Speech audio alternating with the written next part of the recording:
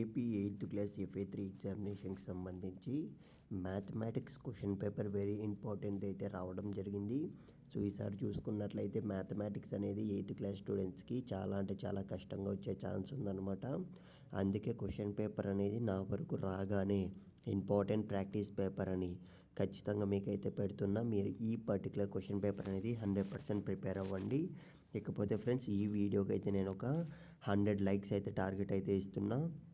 ఖచ్చితంగా మీరైతే కంప్లీట్ చేయడానికి అయితే ట్రై చేయండి. అలాగే ఎయిత్ క్లాస్ స్టూడెంట్స్ని నేనేం అడగాలి అనుకుంటున్నానంటే, మీరు ఇంకా ఏ క్వశ్చన్ పేపర్ అంటే ఏ సబ్జెక్ట్ అనేది టఫ్గా ఫీల్ అవుతున్నారు, అంటే కష్టంగా ఫీల్ అవుతున్నారో ఖచ్చితంగా కామెంట్ బాక్స్లో పెట్టడానికి అయితే ట్రై చేయండి.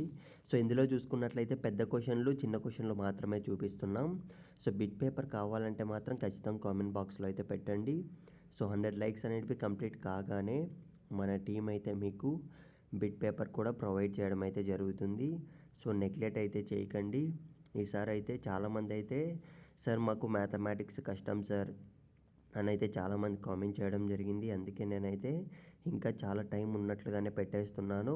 సో కాకపోతే ఇది మీరు జస్ట్ క్వశ్చన్స్ అన్నీ మీకు తెలుసు కాబట్టి ఒక గంట సేపు కూర్చున్నా కానీ మీరు ఈజీగా ప్రిపేర్ అయిపోవచ్చు. సో ఎయిత్ క్లాస్ స్టూడెంట్స్కి నేను చెప్పేది ఏంటంటే, అలాగే కామెంట్ చేయడం అయితే మర్చిపోకండి. చాలామంది విద్యార్థులు అయితే రియల్ క్వశ్చన్ పేపర్ అయితే అడుగుతున్నారనమాట. రియల్ క్వశ్చన్ పేపర్ వస్తుంది. ఇన్ కేస్ వస్తే మాత్రం మన యూట్యూబ్ ఛానల్లో అయితే పెట్టడం జరుగుతుంది.